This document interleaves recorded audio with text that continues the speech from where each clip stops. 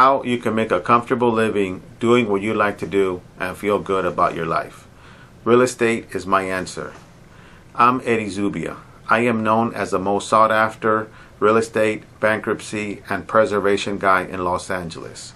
For the past 27 years, I have been working secretly in my office, providing great services without being salesy or pushy.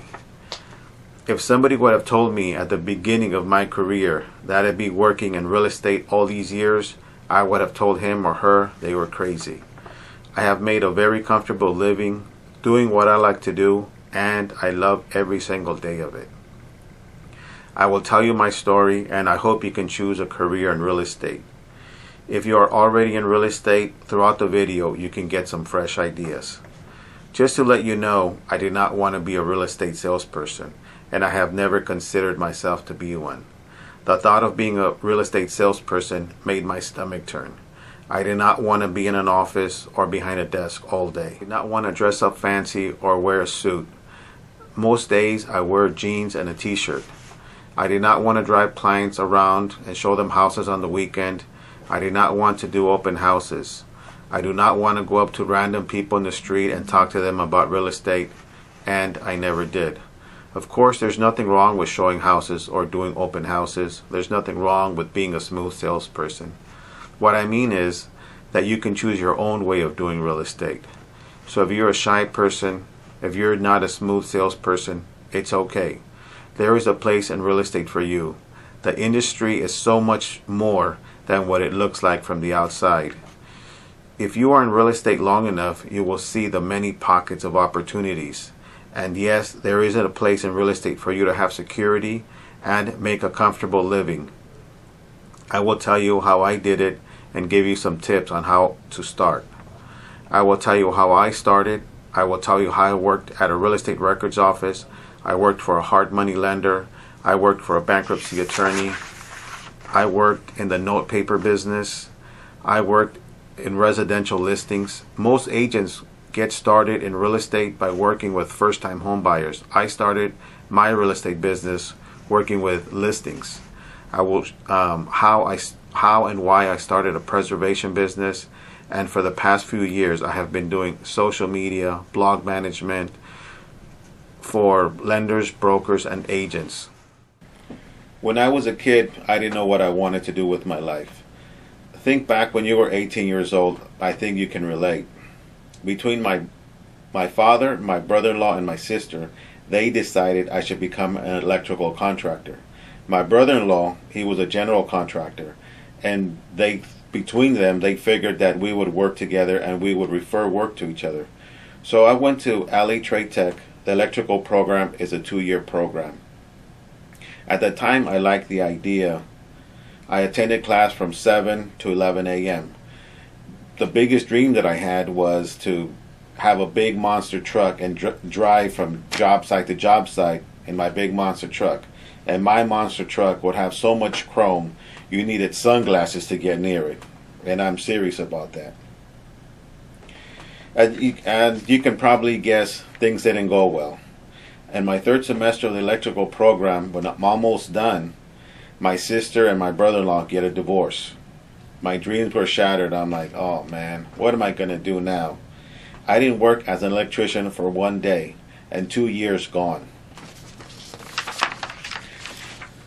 When I was in college, I worked at a real estate records office from 1 to 5. There, I started my involvement in real estate, and I have been in real estate for 27 years. Every morning, one of my co-workers would go down to the county recorder's office and pick up the documents. They would mine the records from the previous day. At the county recorder, there's all kinds of documents recorded: birth certificates, marriage certificates, DBAs, mechanics liens, abstracts of judgments, grant deeds, deeds of trust. There are currently 2,000 documents being recorded daily. There is gold in the documents that I worked on. I worked on the notices of foreclosure and the notices of trustee sale. This is how it all started for me. In a future video, I will break down these documents and show you how to use the information. Next, I get in touch with a hard money lender. The records company had about 500 clients that would purchase various lists on a daily basis. One of the clients would always call and ask for me. Whenever he needed some special information or some special document, I would get it for him right away. He was a hard money lender. He offered me a job because he saw that I was a good worker and honest and hardworking. I will explain what a hard money lender is and how they use the information in a future video and how they helped homeowners. I spoke to the owner of the records company and he advised me that I should take the job with a hard money lender. It was a promotion from the clerical position at the records office. So I became the hard money lender's assistant. My duties were doing his marketing, helping him with his paperwork, picking up and dropping off checks and documents around the city. I worked with him about 2 years. That was the early 90s. From this job I learned a lot of important things that would define my real estate career. I learned how to find clients that needed our services, how to find people that needed loans, how to find investors, how to process loans, how to read a title report for real estate, how to clear up a title report for real estate, how the discounted note paper business worked. There was no selling. We just offered our services and asked for referrals. All of our clients had friends and relatives that needed loans. All these things I learned came in really handy later. My boss, a hard money lender, encouraged me to get my real estate license. So I could start doing my own loans. But I was hesitant because I didn't want to work in real estate. I didn't want to be a real estate salesperson. At the time, I didn't know all the many different niches in real estate. I did not know how to do things differently. I started the process to get my real estate license anyways. At the time, you only needed to take one college level course, Real Estate Principles. Pass it and then you are eligible to take the state exam. I took my Real Estate Principles class at rels.com and I have done my continuing education with them ever since. Real Estate License Services was started in 1978. It's the oldest real estate specialty school in California. They have helped more than 1 million students. I always refer my friends who want to get their real estate license to this school. Today you have to take 3 college level courses: Real Estate Principles, Real Estate Practice, and one other course. Here's a tip. One of the best ways to prepare for your license is to get these 3 courses from rels.com. You can receive your books online.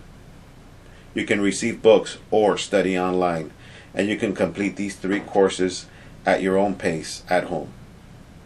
If you have any questions regarding getting your real estate or broker's license, I will give you RELS's phone number. Once you complete the courses, you will be eligible to take your state exam. The weekend that changed my life. I went to a real estate weekend seminar. The speaker was a seasoned real estate professional. He gave us a pep talk about taking our state exam. He talked about some of his real estate war stories. He told us about people with different personalities, different backgrounds. They were all successful in real estate. They just needed to find their own niche in real estate. He told us, you do not realize how big real estate is. There's a job for everyone. Your previous occupation, your education, your background, it doesn't matter. His words totally changed my perception about my real estate career. It helped me see things that others don't. It always reminds me to look for pockets of opportunities. I am sharing my story with you.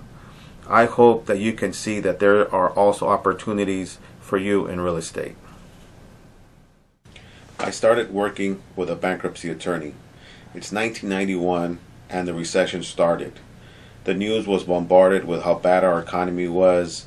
They even compared our economy with the Depression of 1929. It was almost impossible to get a loan. Property values were declining. Credit guidelines were tightening up. Unemployment was sky high.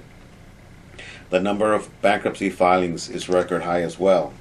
The mood was terrible in real estate.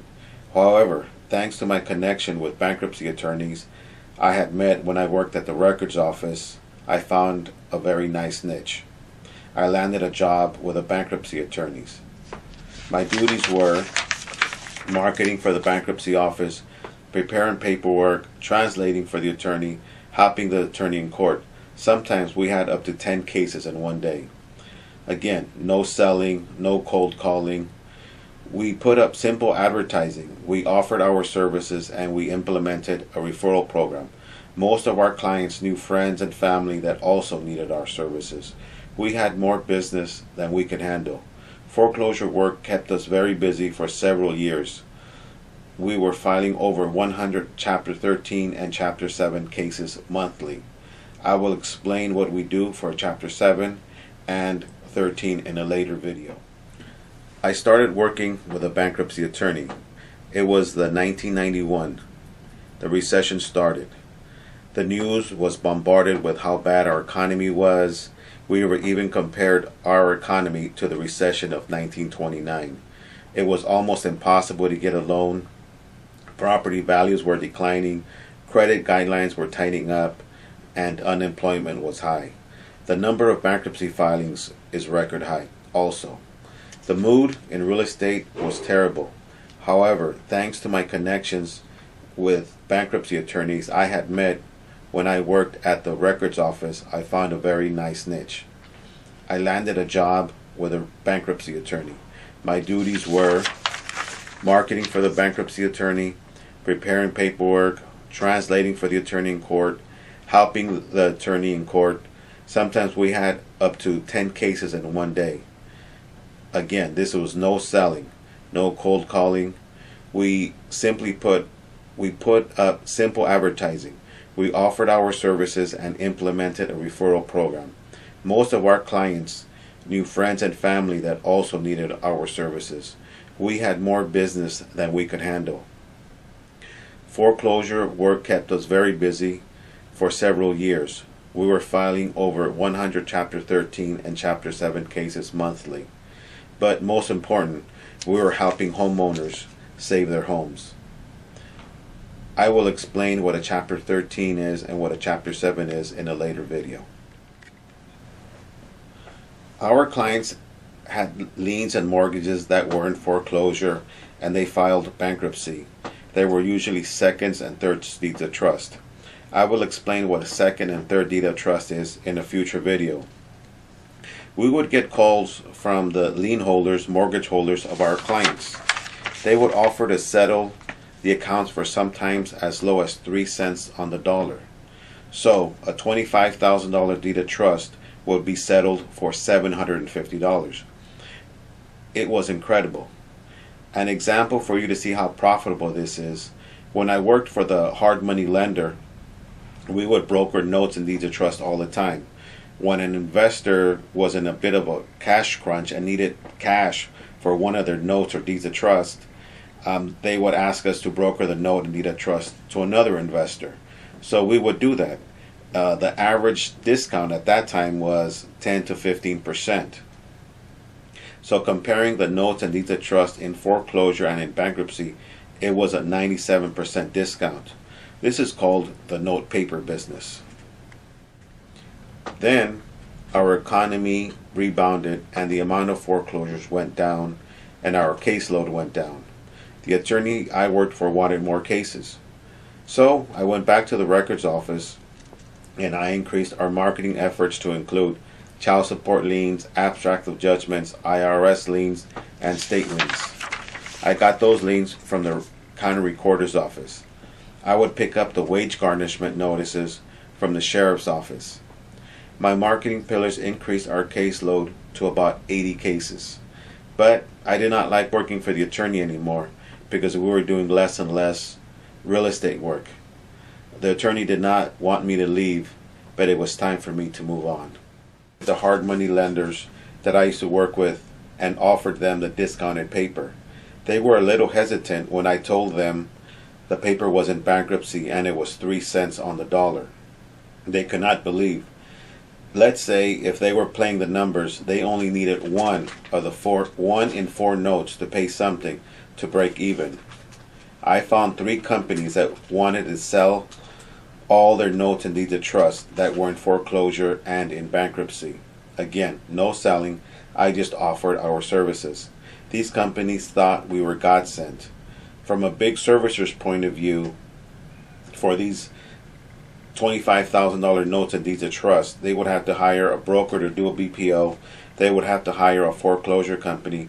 They would have to hire an attorney. They might have to advance to the senior lien holder. They might have to advance for taxes and insurance. We saved them so much money by helping them sell their paper. First, we bought the paper in California. Then we bought all the paper in Arizona and Nevada. Then across the whole country. We helped homeowners and we made incredible returns. In most cases, our general rule of thumb was to try to collect the money that we bought the note for. So if we bought the note for $750, we would try to collect $750 from the homeowner. This way we broke even. For the remaining amount of the note, sometimes we collected 60 and 70% of the note. Sometimes we collected 100% of the note. But we would help the homeowner to try to refinance, or we would work out a forbearance agreement. But most important, we helped homeowners keep their homes and we made incredible returns. Our investor invested $200,000 to get us started, and we turned that into $3 million in 36 months. Earlier in the video, I mentioned that the more you learn, the more money you will make. So I learned, when I worked for the hard money lender, I learned how to read property title reports and how to clear up title reports. So we would get spreadsheets from these big servicing companies that wanted to sell all these notes and deeds of trust that were in foreclosure and in bankruptcy. They would send us a spreadsheet of loans that with an address and an account number. So I would have to research the title, the chain of title of the property. And if they had like various liens, abstract of judgment for $2,000 or $3,000, or they had old deeds of trust that were not reconveyed, then that was no problem. I could clear up that title. But if you have a lien that is $500,000 from the IRS, or a $90,000 lien, a child support lien, then those notes are not good to buy. My note paper business lasted until the year 2000. This time our economy was on the rise. News reports were that properties were appreciating 25% per year. No more paper to buy across the country. No big deal. There's always new opportunities in real estate. In the early 2000s, real estate listings. So a person would purchase a property that they could not afford. Financing was so easy to qualify for. People usually purchased properties with no money down. They would maintain their payments for 1 or 2 years. Then they got into trouble. They simply could not pay their mortgage. This caused the mortgage crisis of 2008. I remembered back when I worked for the bankruptcy attorney, a couple would come in and say that they wanted to sell their house. They could not afford it to keep it anymore. They tried, they were getting sick, they couldn't sleep. They would ask us if we knew anybody that wanted to buy their property. We would inform them, hey, go find a local agent in your area and we will work with them to get your property sold. Just have them contact us and we will work together to get your property sold, and whatever equity you have, you will get it. So a few days later, I would get a call from an agent. And the call went like this. Hey, I'm helping the so-and-so family sell their house. I understand it's in bankruptcy. Yes, me. Great, go ahead. Help them sell their house. And yes, the property is in bankruptcy. Just keep me in the loop and let me know a couple of weeks before the close date so I can do the necessary paperwork that has to be done with the courthouse. Agent. I have never sold a property in bankruptcy. You cannot sell a property that is in bankruptcy. And they would go on and on and on. So, yes, you can sell a property that is in bankruptcy. Although depending on the circumstances, there's different kind of paperwork that has to be submitted to the courthouse. It has to be submitted, it has to be reviewed, a judge has to sign it, and it takes a couple of weeks. So a couple of weeks later, I would get a call from our client saying that the agent was not doing their job, he was not returning their call, that he didn't know how to do the sell a house that was in bankruptcy. It was heartbreaking, to see nice people endure so much hardship. Some had a lot of equity in their house. Some had up to $50,000, $100,000 of equity in their house. But most of the time, the clients would lose their property because their agents simply did not know what to do. So I had to do something. I started selling properties that were in bankruptcy.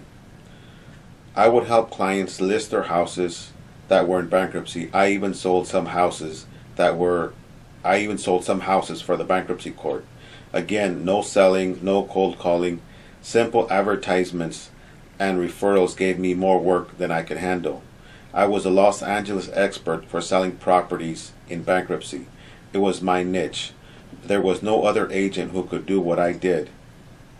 I just offered my services and I got listings. I had a few bankruptcy attorney friends who would refer clients to me as well. I used to work by myself. I did my own marketing. I would average 3 closings a month. This was very cool. I worked Monday through Thursday, and I had Friday and the weekends off. I was very comfortable and I enjoyed my work. Take care of your clients and your clients will take care of you. Here are a few examples. Several years after I left the records company owners contacted me and they wanted me to help them buy a luxury home in their area. I referred them to an agent in their area. I was just too busy to help them. The hard money lender and I are good friends. We keep in touch and we refer work to each other all the time. The bankruptcy attorney that I worked for referred to me 2 large accounts. First they gave me listings and then they gave me a lot of preservation work. Even though I'm not actively doing real estate, people still call me today. They have referrals from me, listings, buys, loans. Thanks to my preservation work, I have made friends around the country. To round it up, I have a few tips for you. All these years, I kept the same cell number. All these referrals, all these good things happened because I was honest and ethical. The more stuff you learn, the more money you're going to make. It's always better if you are aware of market trends and get the best out of each market. There are opportunities in real estate and anyone can make money from it. Your first step is to get your real estate license. Go to rels.com or call 1-800-877-5445. Real Estate License Service. They are ready to help you 7 days a week.